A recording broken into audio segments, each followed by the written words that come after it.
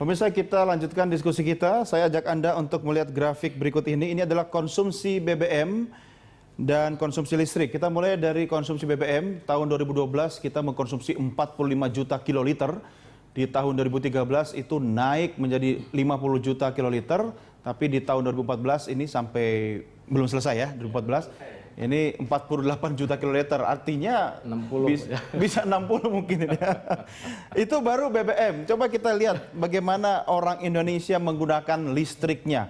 Itu interupsi, itu BBM bersubsidi. Bersubsidi. Ya. Jadi kalau udah 48 juta itu setara sekitar 800 ribu barel per hari. 800 ribu barel per hari. Oke, ini listrik sendiri. Akhir Mei 2012 ya, 14,61 terawatt hour. Dan di akhir Mei 2013 mengalami peningkatan 16,07. Apa kata Pak Iwa terkait dengan konsumsi listrik dan BBM ini? Dan kalau tadi Pak Iwa kita mendengarkan apa yang disampaikan oleh tim sukses Capres-Cawapres yang akan berlaga, sebenarnya kita bisa tenang aja Pak ya, karena semua konsepnya oke banget. Lalu kata Anda apa Pak? Konsep itu memang mudah. Kita sebetulnya, contohnya saya akhirnya mensoroti, karena sebetulnya saya setuju sekali bahwa konversi minyak ke gas ini memang sudah wajib. Tapi kalau kita lihat itu 10 tahun yang lalu sudah dilakukan. Saya hanya khawatir begini, saya hanya khawatir bahwa ini hanya janji-janji yang bahasa saya itu, saya memutar kaset dengan versi yang baru pakai CD, jadi sama aja. Lagu lama aransemen baru, Pak. Itu yang saya khawatirkan. Enggak, mungkin jangan-jangan Bapak selama presiden-presiden sebelumnya berpikiran seperti itu, pernah ada kekecewaan kali Pak. Kalau sekarang apa tidak bisa diwujudkan Pak? Ya justru itu. Yang lalu itu suatu kondisi, fakta. Saya bilang fakta bahwa satu janji itu harus dipenuhi. Karena janji ini kan terhadap rakyat ya, rakyat. Cuma sayangnya selama ini saya tidak melihat ada suatu ukuran janji ini. Jadi janji ini hanya merupakan kualitatif. Diukur dengan apa Pak? Ya contohnya begini.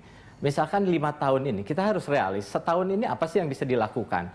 Saya berpikiran saya adalah yang dilakukan adalah demand-nya atau ke arah konsumen. Seperti penghematan energi. Jadi ditekan. Padahal regulasinya berarti aktivitas udah ada. Mengedukasi publiknya harus terlihat. Jadi salah satu adalah edukasi.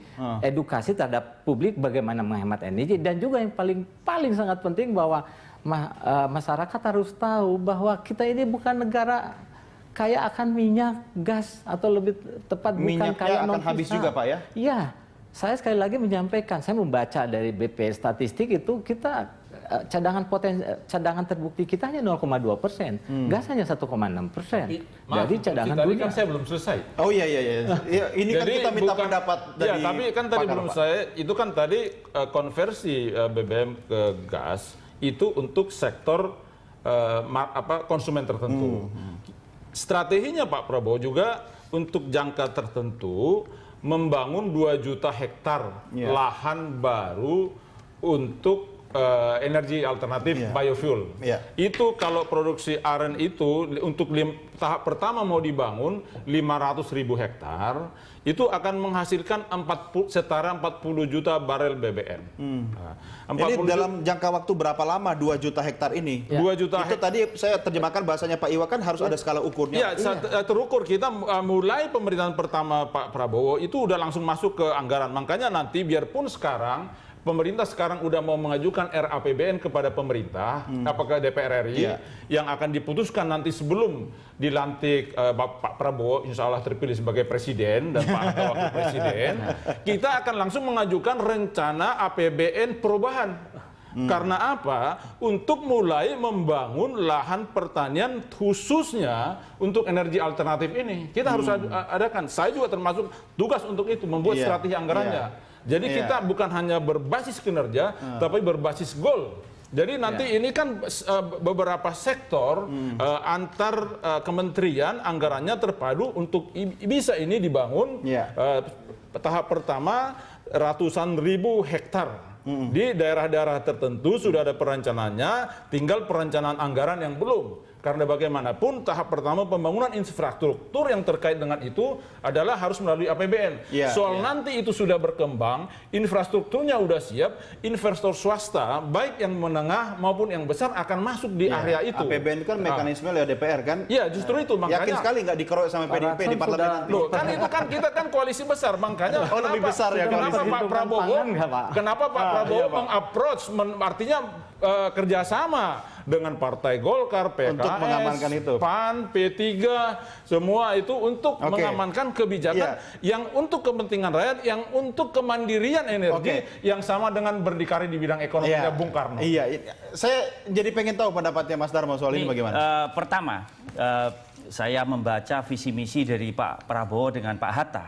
Memang ada memperluas konversi penggunaan BBM kepada gas dan energi terbarukan dalam pembangkit listrik PLN.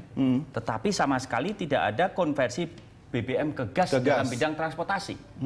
Jadi di sini sedangkan strateginya adalah mengurangi... Ini visi misinya ada kok, memperluas konversi BBM ke gas dan energi terbarukan. Ya, tetapi ini memperluas konversi penggunaan BBM kepada gas dalam pembangkit listrik PLN, bukan dalam transportasi. Kan tidak tadi sudah saya kemukakan sesuai dengan kategori konsumennya. Kemudian juga konsumen. Yang kedua adalah masalah mengurangi subsidi BBM khusus terhadap orang kaya ini melalui mekanisme pajak dan cukai. Jadi pertama kali yang propose oleh Pak Prabowo dengan Pak Hatta itu adalah mengidentifikasi mobil ini milik orang kaya atau orang miskin. Dan sampai saat ini petugas SPBU Pertamina pun sudah klenger. Ada suatu mobil datang, mobilnya misalnya sederhana, tetapi miliknya orang kaya. Ada mobil agak cukup cc-nya besar, ternyata milik orang miskin. Itu bagaimana caranya? Jadi ini ada. Bapak-bapak, jadi bagaimana suatu kebijakan policy akhirnya tanggung jawabnya itu diletakkan pada petugas SPBU. Dan bagaimana cara ini? Sebagai contoh, data orang miskin, orang kaya pun BPS tidak punya, tidak akurat. Kemudian sistemnya seperti apa? Dan sistemnya sangat kompleks. Sehingga saya melihat Mas Darmo, seperti saya harus IKTP, memotong jawaban Anda dan Pak Ramson. Saya klarifikasi. Ini IKTP, baik yang dari tetapi KPU untuk subsidi BBM maupun yang visinya Pak Prabowo, Partai Gerindra itu tidak ada detail seperti itu. Dilihat, dibaca. Baik. Ini ada. Juga pemirsa nggak mungkin langsung di-close begitu. Tapi begini, Bapak-bapak, setelah kita kembali segmen berikutnya, Anda berdua seharusnya lebih banyak mengutarakan program visi misi masing-masing capres-capres dan nanti Pak Iwan yang akan mengkritisi. Kita akan kembali sesaat lagi. Tetap bersama kami.